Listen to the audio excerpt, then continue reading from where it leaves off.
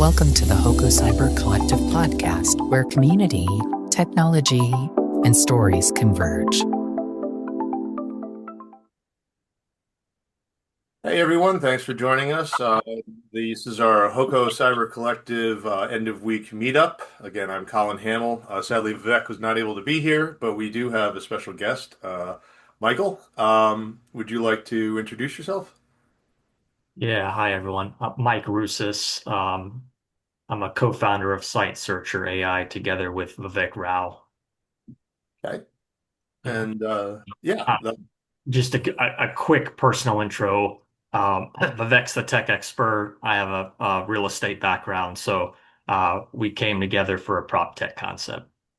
okay, that's pretty cool. I'd love to hear about it. And Josh, you want to introduce yourself? Sure, I'm Josh Valwell, the founder and CEO of Mimir Security. We are developing a database encryption technology for SaaS software and other things. Yeah. So, well, glad everyone could make it here. Just to give you a little bit, Mike, is it Mike or Michael? Do it either way. Okay. I usually go by what people have written. Everyone has a handy dandy name tag on Zoom, which is fantastic. I never forget a face as long as they are using like Have name tags. the worst is when they have like the some people just have like their first initial and their last name. I'm like, I can't call you that. Yeah. But no, so Josh and I are both part of a group that's called the Cyber Howard Accelerator. I was in the first cohort. Josh is in the second one, the sophomore Mhm. cohort. And what we've been trying to do is build sort of an alumni association where, going through the accelerator program is fantastic. It helps me a lot, but it's a 12-week program. And from what I've learned, you have to go beyond week 12. Otherwise, it was just something to do for 3 months.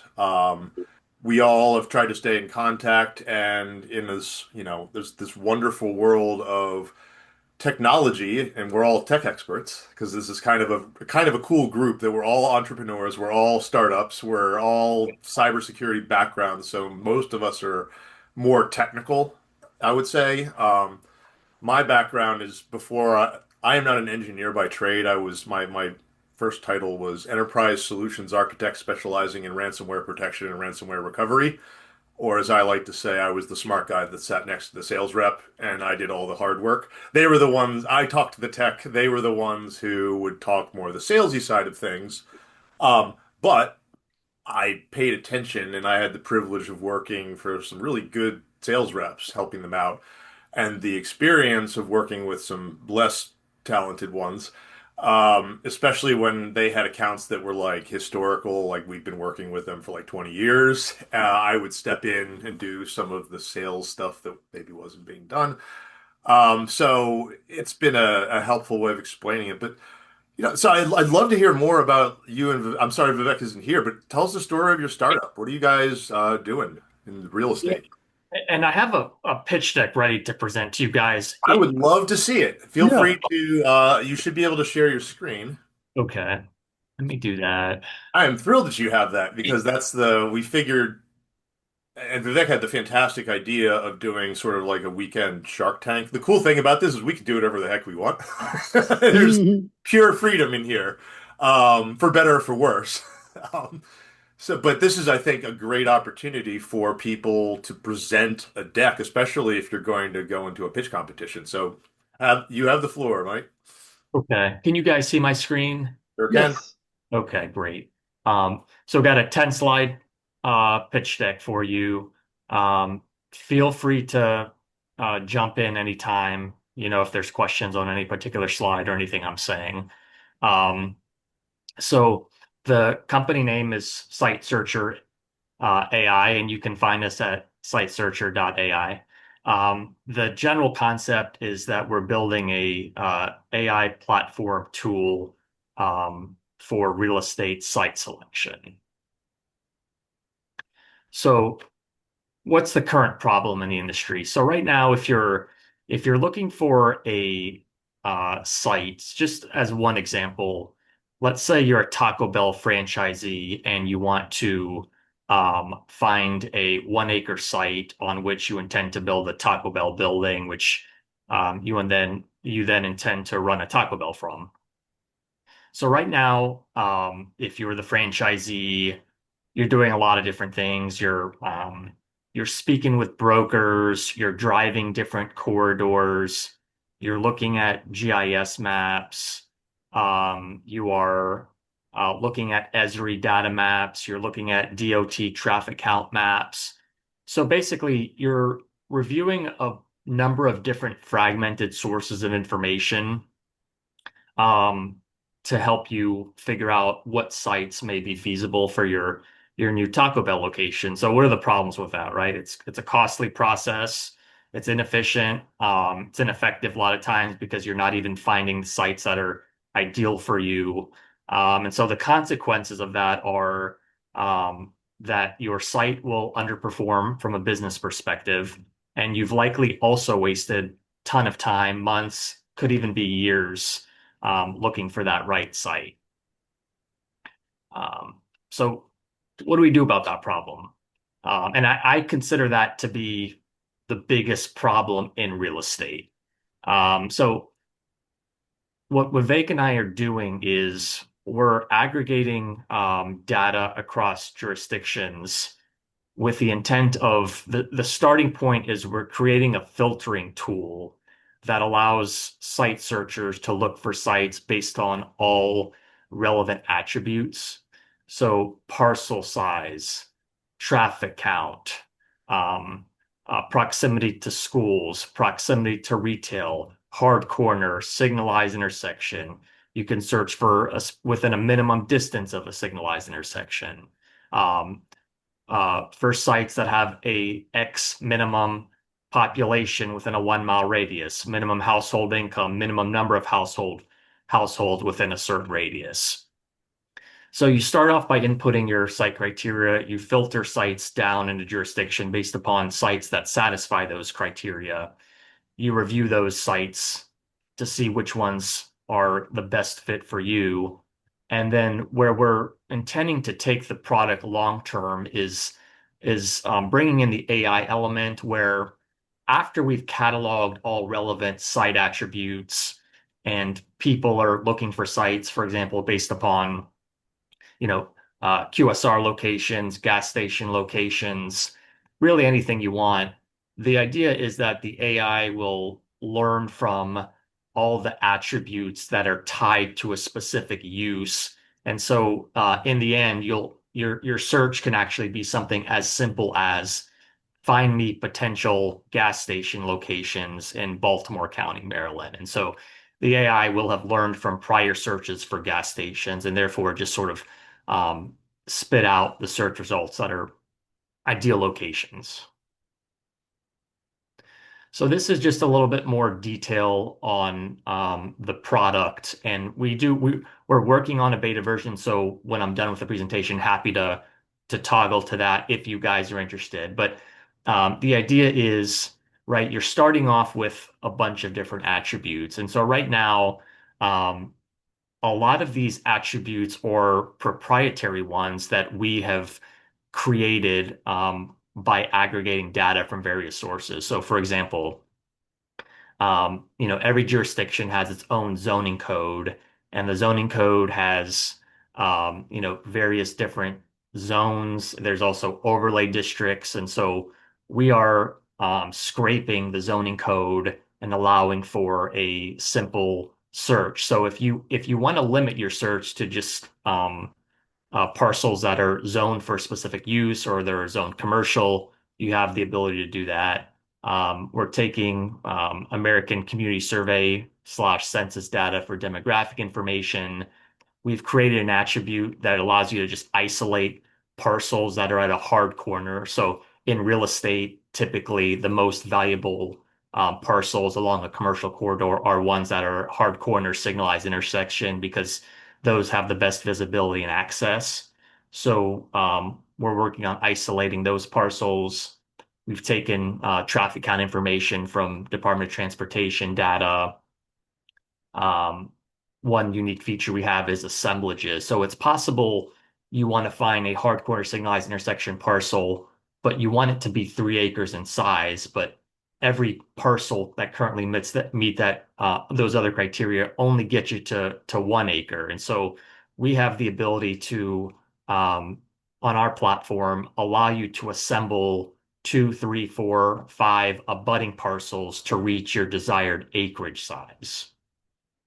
And so after you input all your criteria into the filter, we spit out the viable sites for you.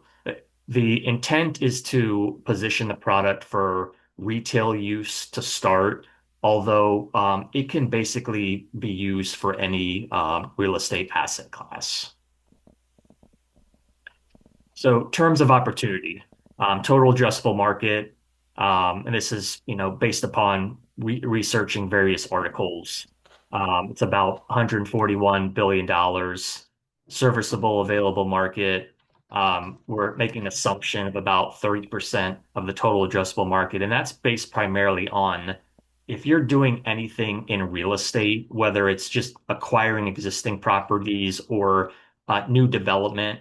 So our products, it's primarily for real estate developers, brokers, investors, but the entire key to being a good investor, a good developer, a good broker is finding sites, right? The finding sites is sort of where all the value is generated in that process. And so I actually think 30% of the TAM is sort of a conservative number because site selection is the key to finding a productive piece of real estate.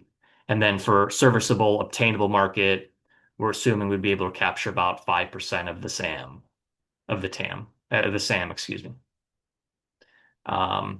So just to give you a sense of the different kind of public and recent private companies that are in the real estate data space, CoStar is the biggest company publicly traded. Esri's a company that's well known across anyone in the real estate industry. They primarily provide like demographic information for real estate parcels, private company. And then a sort of emerging company, Reonomy, recently acquired. They provide a lot of parcel information. So, for example, if you're looking to see who is the actual natural person, ultimate beneficial owner of a piece of real estate that's owned by a limited liability company or other entity, you could research that through Reonomy. They also have general parcel information that's from the property assessors websites. Competition. So I've listed a few different data providers. The last one on the list, Prophetic, is the one that is closest to what Site Searcher is. They also have a filtering ability. They have recently closed a deal with D.R. Horton, which is one of the largest, if not the largest home builder in the country. They haven't expanded to the entire country yet. But it's a very similar tool, I would say, that's targeted towards more residential type sites. So our differentiators are we've created these site attributes like hard corner, signalized intersection, assemblages. We're going to add sites that are within a certain proximity of highway exits, because a lot of times, gas stations, retailers want off-highway sites. So we're building a catalog of proprietary attributes, and then the other differentiator is after we have cataloged all those attributes, bringing in more of the AI element so that users can really just let us know the type of use they're looking for, and we can automatically provide the ideal sites. Business model. So it's a SaaS business. We would primarily be targeting real estate developers, investors, and brokers. In terms of pricing, we would do a different tiered access level option. So basically, if you want national level access, obviously the price would be higher. If you just want one state access, the price would be lower. And then that would just be a monthly user subscription fee. Founders, so Vivek, again, he's the tech guy. He's making all the magic happen. I think he has about 15 years experience on the coding side. I'm a former commercial real estate lawyer turned real estate developer and investor. So that's my background. And if you guys wanted to check out the product, it's sitesearcher.ai, and there's a option to log in and play with the tool. And appreciate you guys listening to the presentation. Happy to take any questions. Well done. Hold on, let me check something. So I just was doing the stopwatch. I think I didn't hit it right away. That was about 11 minutes. So that was great. So what questions do we have? Let me think on that. Is it Josh and actually, hey Manoj, Hey, good, hey glad you could. Michael, hey everyone. Sorry I joined Hey, late. No problem. That's the nice thing about Zoom is you can very quietly come into the back of the room. Just Manoj, did you want to introduce yourself real quick? Yeah. Hey Michael, my name is Manoj Jha. I'm one of the cohorts at Cyber Howard Accelerator program in Howard County, Columbia, along with Josh and of course Colin, one of the previous, first cohort Inaugural, members. Yeah, yeah, inaugural, yeah, including along with Vivek, Vivek, who couldn't make it. along with Vivek, yeah. So I am developing, so my company is called MK Jha Consulting, and then I have also doing business as Aegis Q. So I'm using quantum technology for cybersecurity solutions in general. So that's me. Now I was listening to you. Sorry, I came halfway, No but problem. I think Vivek has introduced this to us, so I kind of have some general idea about your technology. And so it was very well put, but I have one question because these days I'm so much into VC pitches and meetings and all that. Um, I think time, like what Colin was saying, 11 or so minutes. So I have, for example, two pitch meetings planned next mhm. week. So you gotta tell the whole story in about, so I have one where I have 6 minutes and I have one where I have only 3 minutes. Yep. So it is so difficult to squeeze the entire story in that time. 3 minutes is too short. But I think that's, the investors, I mean, you had all the right slides, like for example, total addressable market and all. And then when you start talking about your business model, how will you sell it? What I have generally seen, and I'm being coached also by, some paid VCs. So the way they coach me, you got to stay on point, tell the story succinctly, and then there is always Q&A with VCs. So Yep. Q&A, only answer what is next. Don't say more. Like one thing I remember they said is, okay, so you are raising $1 million over a to cover a runway of 24 months. So they might ask you, when will you go for the second round? So don't say month 24, say month 18, because they want to make sure someone is Yep. paying you that you have enough leeway to cover before you get more money. Anyway, they're just general. Time was the only thing I had a question about. You also don't have a specific ask slide. Yeah, you know what? I don't think we have a specific ask yet, to be honest. We've done like preliminary pro forma in terms of like what we think we may need. We haven't like fully refined it where we have an ask in terms of the raise and the percentage of equity for that raise. I think we're still refining that, but is that something you guys think we should have a slide specifically on? Absolutely. That is, you're pitching to investors. That is one of the things they key in on is, why are you actually talking to me? You're here because you want money. And if you don't tell them what you want, that is a major hole that they will ask about. Gotcha.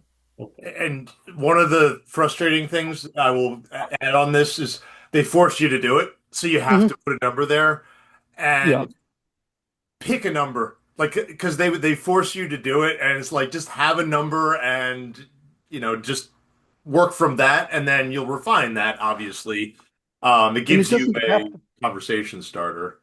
it doesn't Um, have to be the right number. It just has to be a reasonable number. number, yeah, Yeah. or just an ask can even be for another Yeah. meeting or a demo or um, one of the other things that as you get, I will tell you demos, and I'm biased here because I have on my other screen I can give a live demo of my Mm, platform, but um, get to like they said. So my feedback is I like the story, and this is again it's a longer format.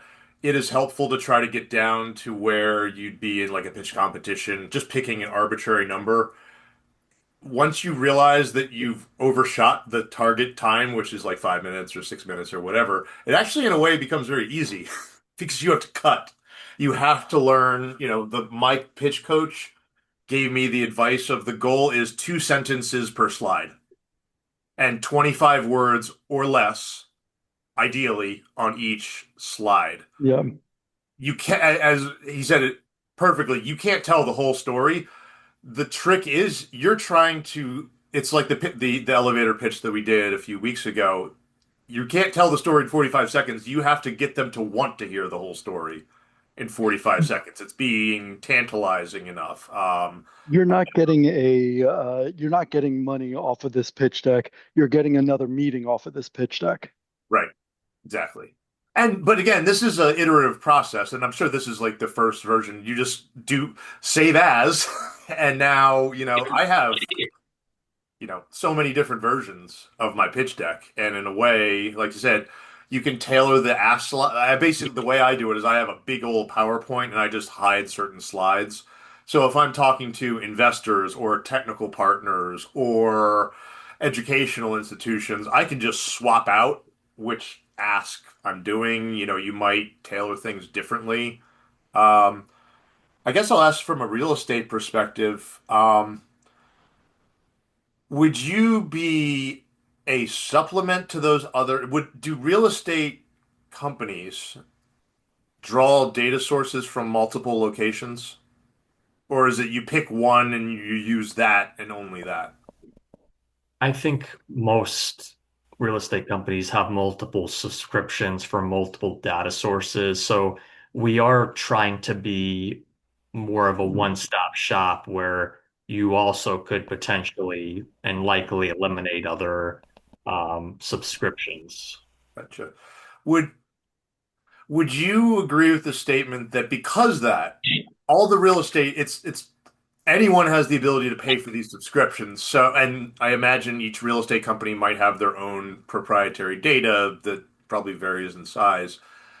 If this is a new tool, which when layered upon top of the other tools, would a real estate company have a advantage over their competitors who are not yet using a tool like this? Because you now there's a difference in information. Your customers have a source that your not customers don't have. And obviously, from what I'm hearing, there should be measurably improved outcomes from those that, I mean, obviously, this will require you to have, some pilot people, but is that a reasonable assumption to make about the value of your product? Yes, Okay. I did a great job of allowing a one-word answer. Mhm. that was very true. Yes. Okay, that makes sense. Another thing is make sure you run through this more times than you can count. Uh, just in your presentation, you've got a lot of filler words, ahs and ums. Mhm. I mean, a few are perfectly fine. That's just being human. Yeah, But it, there were times where it was enough to be distracting, to interfere with the flow.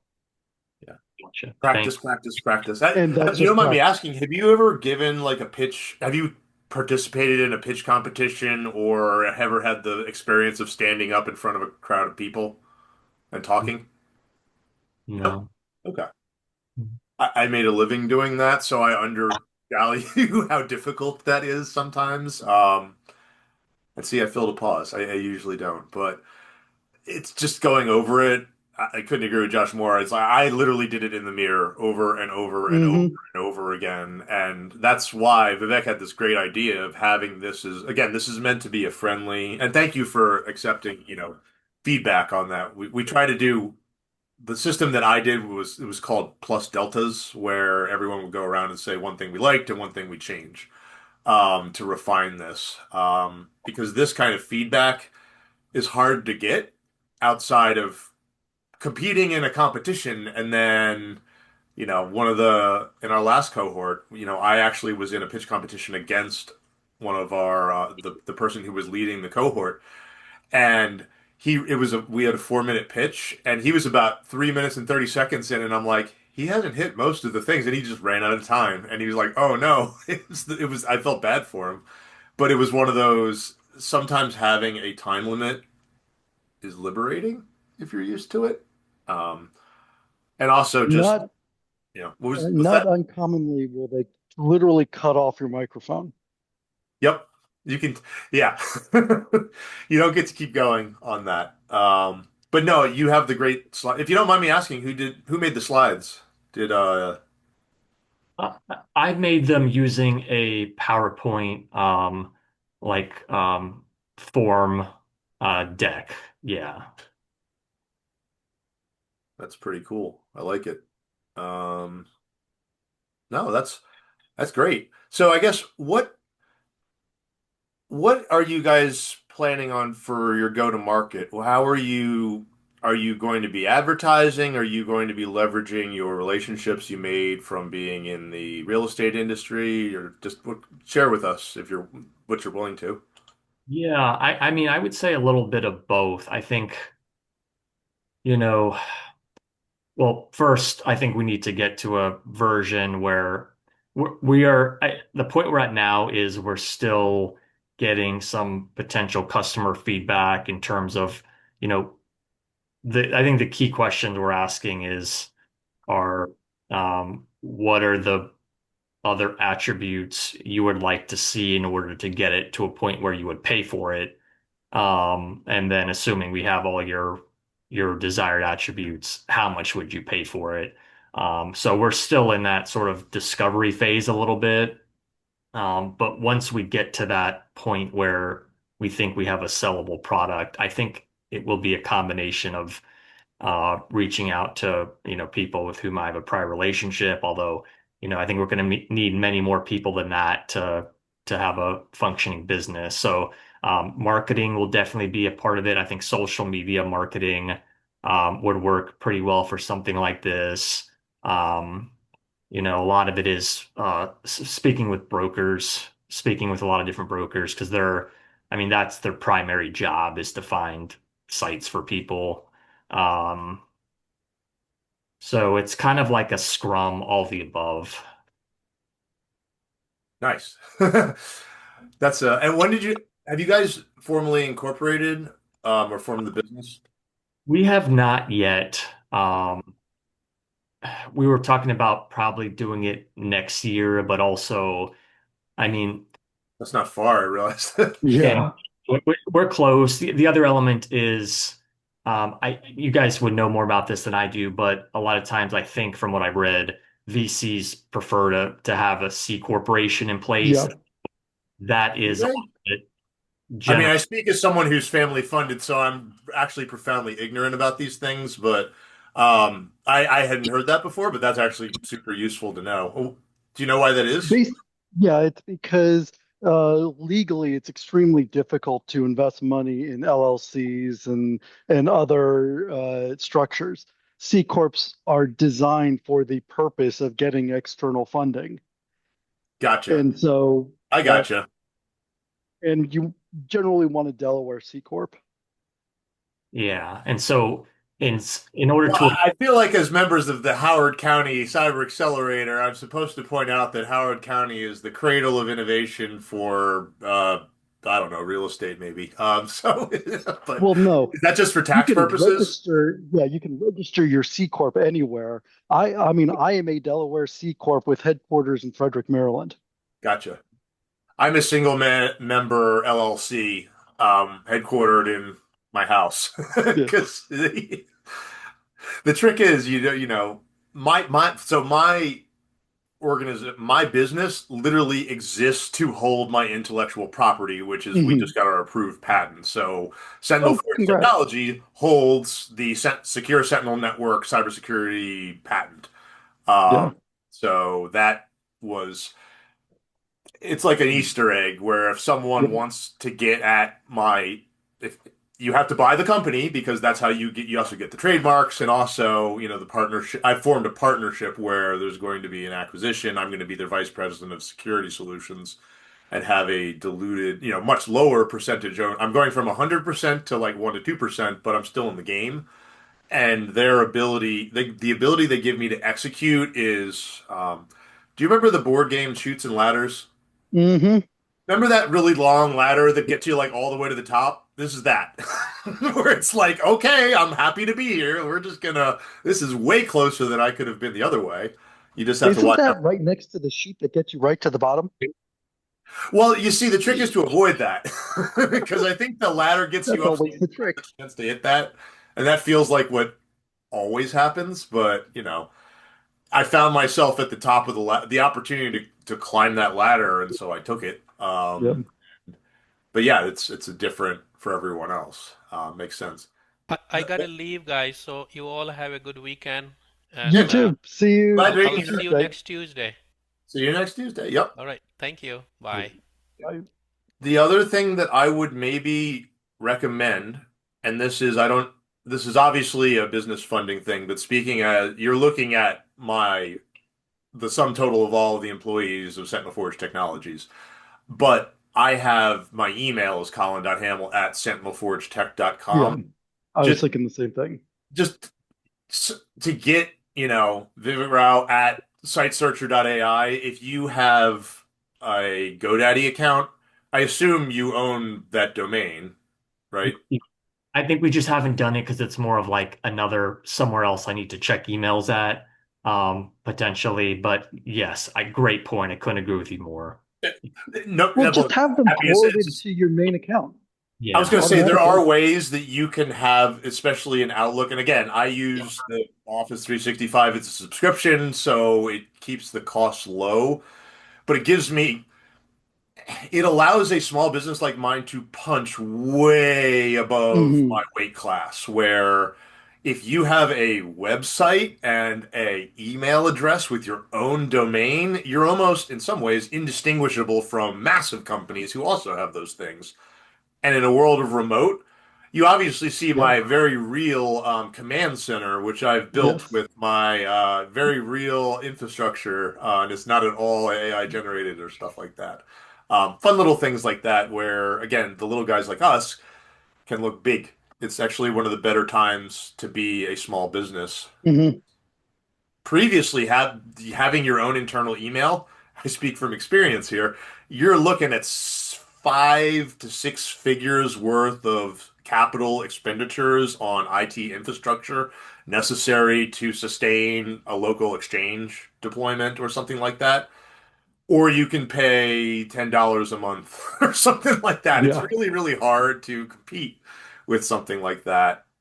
You don't own the software, but it, it also gives you a much more resilient thing than you would ever have because now you need to hire an IT guy, or you and Vivek have to decide that I'm the IT guy. If email goes down or our website goes down, we're responsible for it. It totally makes sense to outsource that. That would be my big suggestion.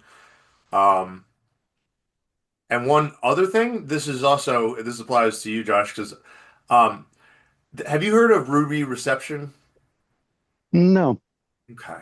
I guess they advertised a lot on the radio when I was on long drives for my work. So they are a live answering service. If you call right now my business line, which is 443 nine Hmm. nine one 8680, and you can do this right now if you want to. a real person will answer saying, "Hello, Sentinel Force Technologies. How may I direct your call?" Hmm.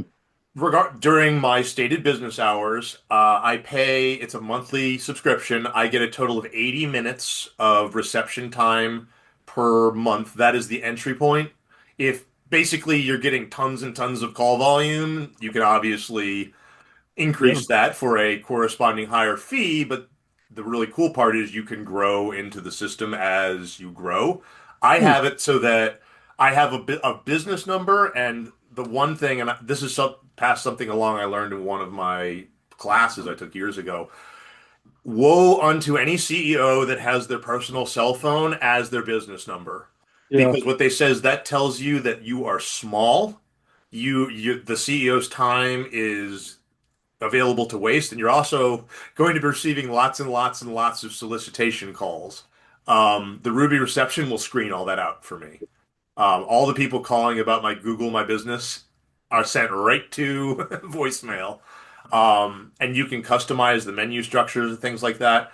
I just wanted to pass that along because I think I'm one of the very few people that doesn't have like an automated, thank you for calling this number. Press one for this. No one likes that. No one enjoys that at all. We hate that.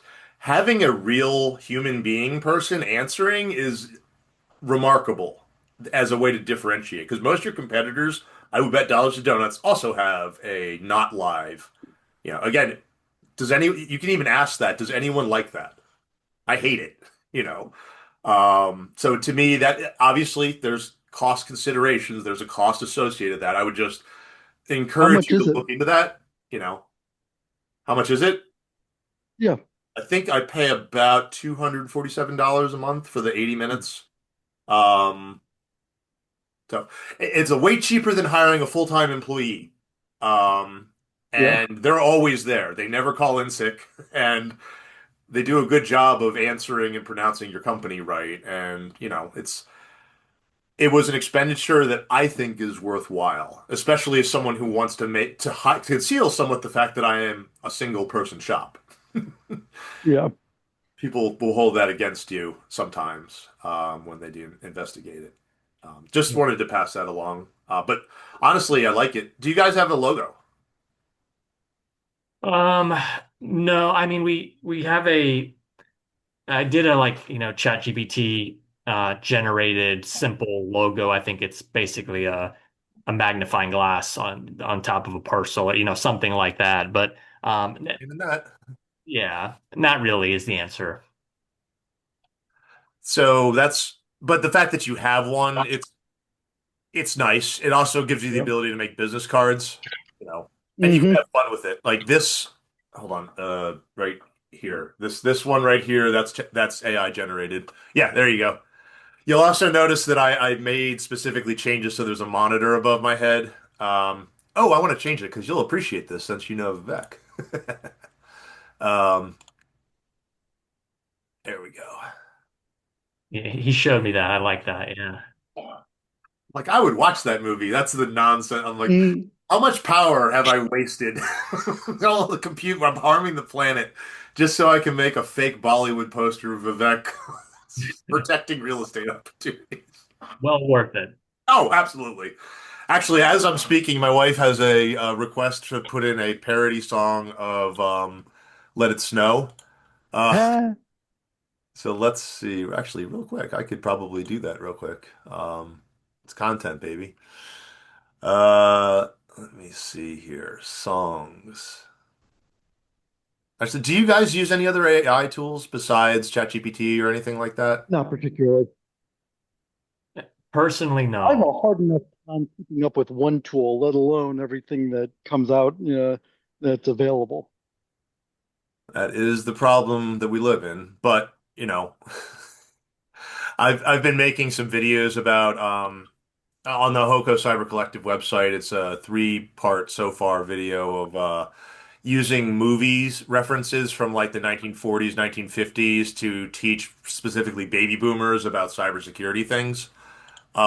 Using vernacular that is from, I quote movies all the time, but we watch different movies. And so I'm figuring out okay, like the old westerns or the old film noir or the detective shows or things like that. 11 Labs is what I use for that. So let's see here. Music. I'm gonna try to generate that. Actually, I'll do this later. But I don't know 11 Labs as well as I like. Mm. But no, that's well. So, Mike, while we're here, is there anything else you wanted to share, or we hope to reach an audience of upwards of dozens of people, maybe. So, you know, thank you for coming by Yeah. and running through your, that it was good. It was very good. I liked it. I think you got a great start, and I think it's a pretty cool idea.